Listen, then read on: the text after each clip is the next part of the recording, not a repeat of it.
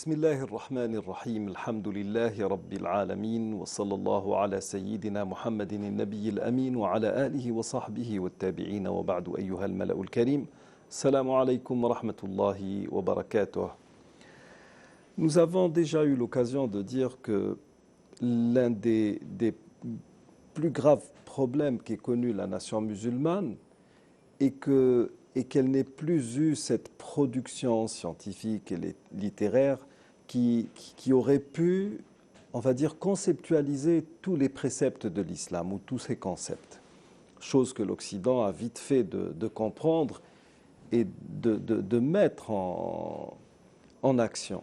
Si bien que nos jeunes aujourd'hui, dès lors où pour la simple raison que l'un d'eux est un portable, il peut s'ouvrir sur une multitude de concepts, de connaissances, et beaucoup pensent que les Occidentaux, à l'heure actuelle, les Occidentaux sont les innovateurs ou les inventeurs de ces concepts, alors que notre lecture du Coran devrait nous amener à fabriquer, à forger ces mêmes concepts à partir de nos propres lectures.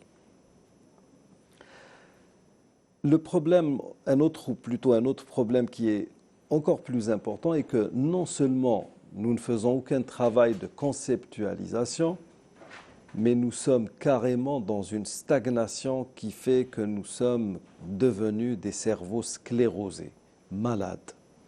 À telle enseigne que même quand il y a un problème, ce problème se répète à volonté et cette redondance ne fait que se généraliser dans toutes les sociétés, dans tous les pays musulmans.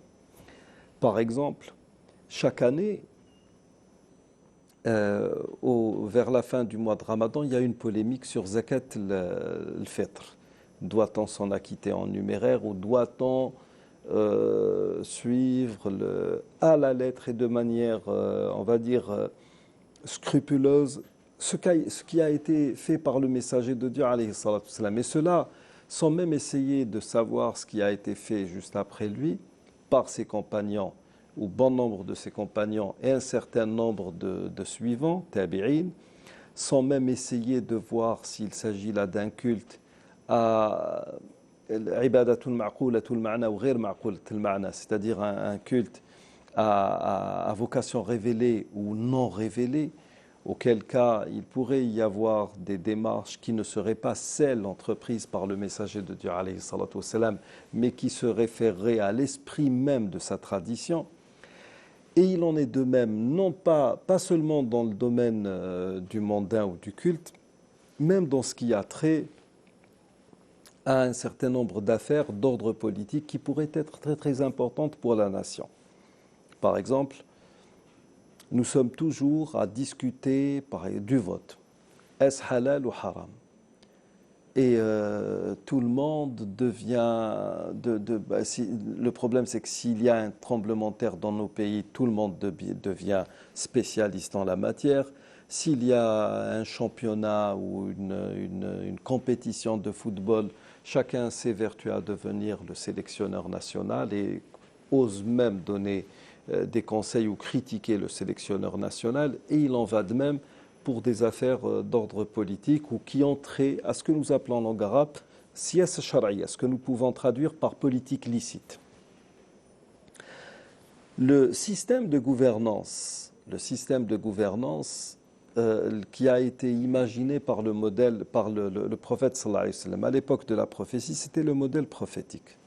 On appelle cela le modèle prophétique. C'était le prophète qui était en même temps prophète, chef d'État, législateur, etc.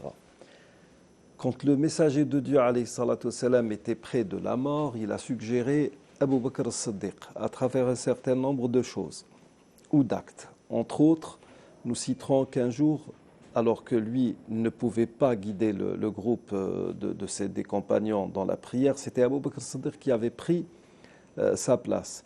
Le messager de Dieu, alayhi salatu wassalam, quand il est sorti, il a prié. Il était l'imam d'Abu Bakr et Abu Bakr était l'imam du groupe.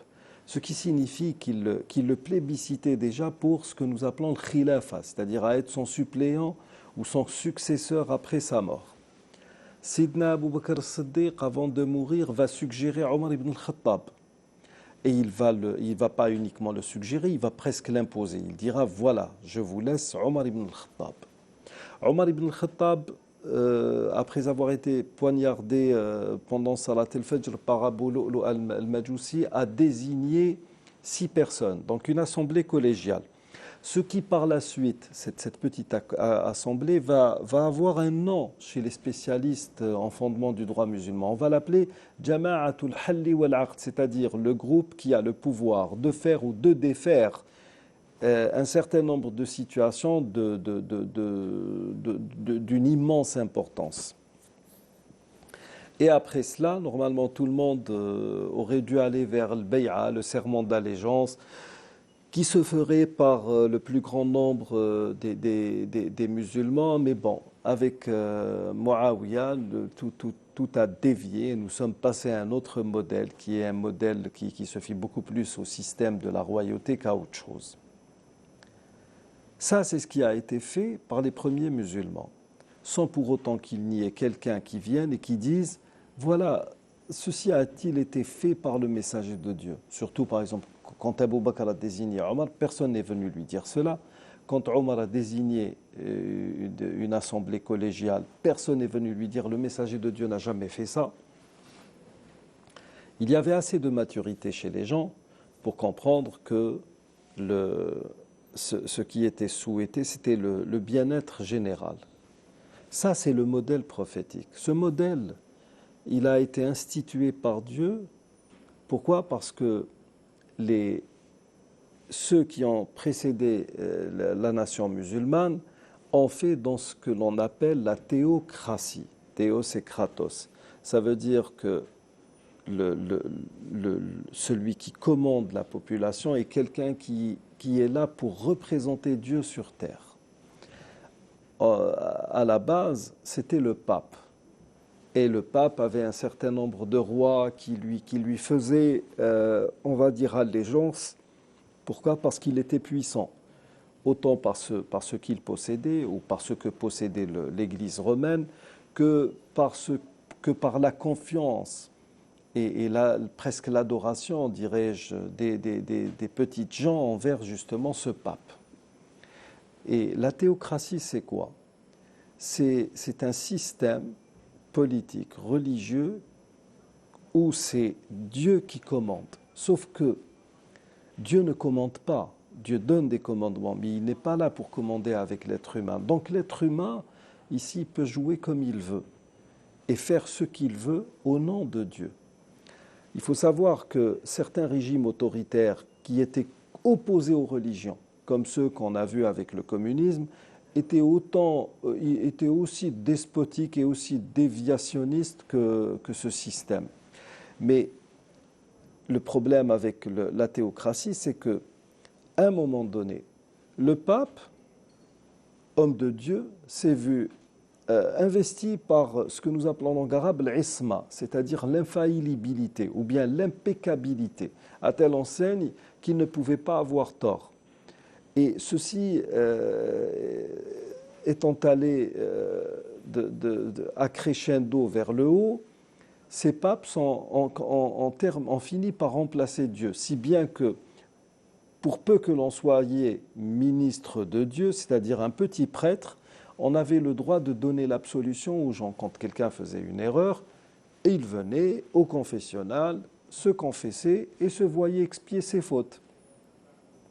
Pour des fautes qui étaient plus que graves, l'un des papes connus dans l'histoire, à l'époque justement de Martin Luther, le pape Léon X, est allé jusqu'à distribuer pour construire une belle église qui, pensait-il, allait faire sa gloire après sa mort, est allé jusqu'à vendre des bans d'indulgence, c'est-à-dire que quiconque venait offrait un peu d'argent et achetait le petit ban était assuré d'aller au paradis, était assuré de ne pas subir le châtiment de l'enfer.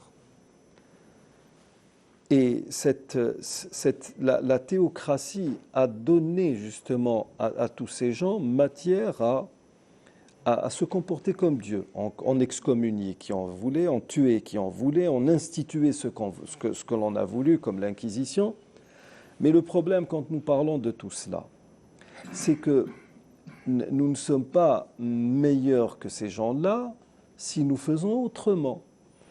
Et à l'heure actuelle, ceux en Occident qui ont combattu ce système qu'est la théocratie l'ont remplacé ou veulent le remplacer par un autre système qui s'appelle la laïcité et qui à la base s'appelait le laïcisme. Et c'est quelque chose qui a tendance à subjuguer un certain nombre de personnes qui se réclament de l'élite dans nos pays mais qui n'en font pas partie parce qu'ils sont démunis intellectuellement.